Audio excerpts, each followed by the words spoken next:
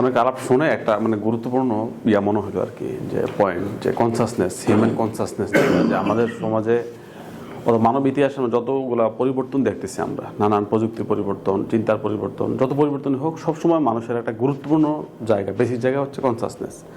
মানুষ যদি নিজে কনসাস না থাকে, তো তাকে যেমন আদম, তখন কোনো প্রযুক্তি ছিল না, একেবারে প্রাইম মানে পৃথিবীর শুরু ন্যাচারাল ওয়ার্ল্ড, ওই ন্যাচারাল ওয়ার্ল্ডের মধ্যেও আদমকে শয়তান ধোঁকা দিয়ে ফেলছে, তাই না?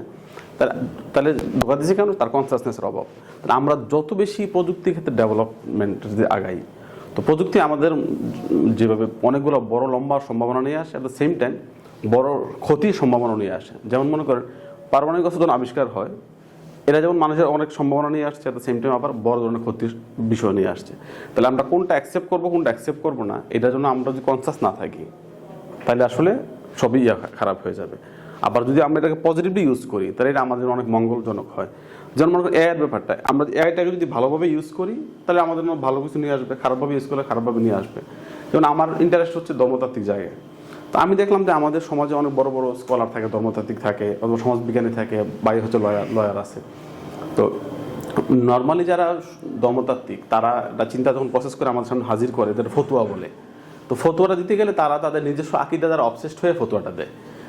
এর মধ্যে কি যখন এআই আসলো, তখন দেখলাম কি এআই আসলে মোটামুটি আমাদের সমাজে আহমদুল্লাহ অথবা মিজানুর রহমান আজহারি, তাদের যেই লেভেলের মাওলানা, এআই ঠিক এর চেয়ে ভালো লেভেলের মাওলানা। আসলে সে একটা সুন্দর ব্যাটার আমাদের ফতুয়া দিতে পারতেছে, এর মানুষরা অ্যাকসেপ্ট করে। এখন এটার ক্ষেত্রে আর একটা বড় জামালা হচ্ছে যে, ভাই আপনি যেটা বলছিলেন মশহুর ভাই, যেটা যে এখন প্রত্যেকে যার যার মতো এআই তৈরি করতে হবে।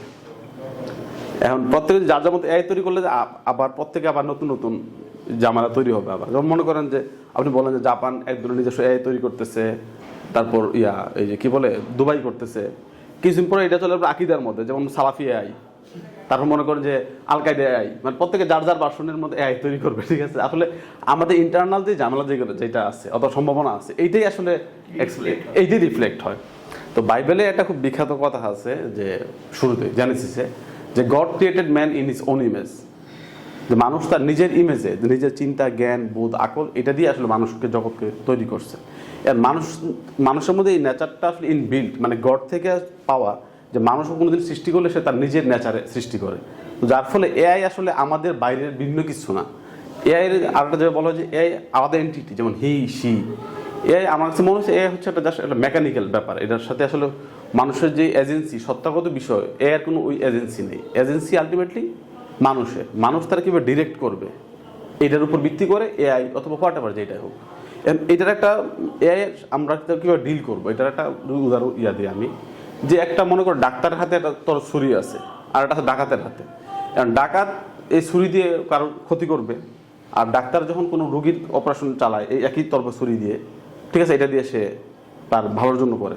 কারণ আমার কাছে হচ্ছে যে কোনো প্রযুক্তি আসলে এত ভয় পাওয়ার কিছু নাই। এক জীবনে আমরা ভয় পাইতেছি, এর ক্ষেত্রে ভয়টা কখন পায় মানুষ? যেমন ভাই একটা উদাহরণ দিলেন, যে যখন ছাপাখানা আসলো, তখন যারা আগে হাতে লিখে লিখে জীবিকা নির্বাহ করতো, তাদের জন্য হচ্ছে এটা একটা শয়তানি জিনিস। কেন শয়তানি জিনিস? কারণ এই এআই আসা, মানে ছাপাখানা আসার সাথে সাথে ওই যারা হাতে লিখতো তাদের জীবিকা নাই হয়ে যাবে। এখন মনে করেন যে মাওলানা সাহেব অথবা যে সমাজতাত্ত্বিক, যে লয়ার, যে সে নিজের মতো করে চিন্তা তৈরি করে করে ফতুয়া দিয়ে দিয়ে সমাজ চালায়। এখন এআই আসার ফলে এর মানুষ আর আহমদুল্লাহ হুজুরের কাছে ফতুয়া জানবে না, সরাসরি এআইয়ের কাছে প্রশ্নটা করবে। তো এই কারণে সে তখন তাকে বলতে হবে এটা শয়তানি জিনিস। যেমন মোবাইলকে বলা হইতো শয়তানি জিনিস, তারপর আমরা টেলিভিশন সিনেমাতে দেখি শয়তানের বাক্স। তো আসলে এটা শয়তানের বাক্স, আবার অ্যাঞ্জেলিক বক্স। এটা যেভাবে প্যান্ডোরার বক্সের একটা গল্প আছে না গ্রিক মিথোলজিতে, যে বক্সটা খোলার সাথে সাথে পৃথিবীতে সব খারাপ জিনিস ছড়ে গেল। তো আসলে সব কিছুই প্যান্ডোরার বক্সের মতো। এটা সেম টাইম আবার এটা আবার ইয়ার মতো, আসলে ম্যাজিক্যাল বক্স। এটা মানুষের অনেক লম্বা মানে উপকার করতে পারে। তো সবচেয়ে গুরুত্বপূর্ণ যে ব্যাপারটা হচ্ছে কনসাসনেস। এবং আমার কাছে যেটা মজা লাগে, যত বেশি এই ডেভেলপমেন্টটা হবে এই প্রযুক্তিগত, তত মানুষের যেই ব্যাপারটা মানুষ মেকানিক্যালি করতো এটা নাই হয়ে যাবে। যেমন মনে করেন আমরা যে আগে, যেমন আমি নর্মালি বলি যে আমরা হাফেজ তো অনেক খুবই প্রেশিয়াস জিনিস আমাদের সমাজে, যে যারা কোরআনে হাফেজ থাকে। এখন এআই আসার ফলে কিন্তু হাফেজ আর খুব বেশি প্রেশিয়াস জিনিস না। কারণ হাফেজটা কেন হইতো? একটা সময় কোনো একটা লেখাকে মুখস্থ করে রাখার মতো মানে কোনো মেশিন ছিল, যন্ত্র ছিল না। তো এই কারণে একটা হাফেজ তৈরি হইতো। তো এআই আসছে, আমরা যে কোনো হাফেজ দেখি আসছে, ভালো হাফেজ হচ্ছে এআই, মানে তাই না? মানে খুব ভালোভাবে সে বিশুদ্ধভাবে ইয়া করতে পারে। এবং যারা মিউজিশিয়ান, আমরা দেখি যে সে খুব বসে বসে খুব ক্লাসিক্যাল মিউজিক তৈরি করে, এবং এআই হইতেছে কি এর চেয়ে ভালো মিউজিক তৈরি করতে পারে, মানে আমাদের জন্য এআই আরো ভালো নুসরাত ফতে আলী দিতে পারবে। তো এই ক্ষেত্রে জয় ব্যাপারটা সবচেয়ে গুরুত্বপূর্ণ হচ্ছে কনসাসনেসটা আর কি, যে আমাদের মানুষের মধ্যে যে মেকানিক্যাল যে বিষয়টা, যেটা আমি না করে অন্য কেউ করতে পারবে, কিন্তু এর পক্ষে যেটা সম্ভব না, যে সেলফ কনসাসনেস যেটা এর পক্ষে এটা সম্ভব না। তো মানুষ যত বেশি প্রযুক্তি উন্নতি হবে তত বেশি মানুষের যে স্পিরিচুয়াল যে নলেজ যেটা, এইটার গুরুত্বটা বাড়বে। যেটা আমরা যেটা বলি যে জ্ঞানের ক্ষেত্রে মোটামুটি 3টা তো জ্ঞানের শাখা দেখা হয়। এটা হচ্ছে এম্পিরিক্যাল নলেজ, যে আমরা যে পঞ্চ ইন্দ্রিয় যে জ্ঞানটা অর্জন করি, আরটা হচ্ছে আমাদের বুদ্ধিমত্তা, আরটা হচ্ছে ডিভাইন জি নলেজ। এখন যত বেশি প্রযুক্তি উন্নতি হবে তত বেশি মানুষের ডিভাইন নলেজের ব্যাপারটা অথেন্টিক মানে এটা গুরুত্ব পাবে বেশি আর কি।